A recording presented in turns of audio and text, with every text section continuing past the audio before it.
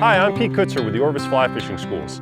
Today, I want to talk to you about shooting the line and a couple tips or tricks that'll help make that a little bit easier.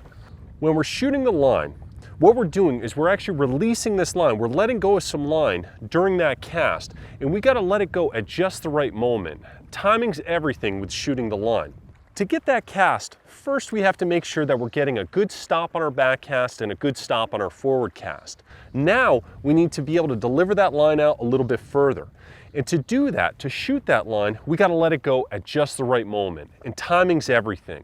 And there's two ways you can really tell when you have good timing or when it's the right time to shoot that line. The first is you can see it. When we're casting, we're trying to make a loop in our fly line that's rolling out towards the fish. As soon as we see that loop, that's our visual cue that we can let go of that line. There's the loop, now I can let go, out goes the line. The second way to do this is to feel it.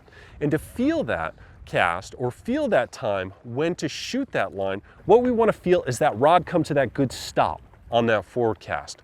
Once it comes to that nice stop, we're going to let go of that line.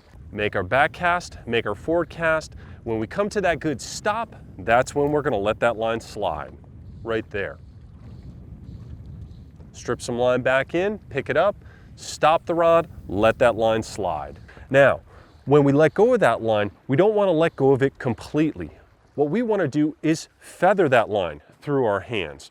If we let it go completely, the line might wrap around the rod, wrap around the reel, just kind of wraps itself up in a little bit of a tangle, like that. So make sure when you're shooting that line that your timing's good, you let go of it at just the right moment.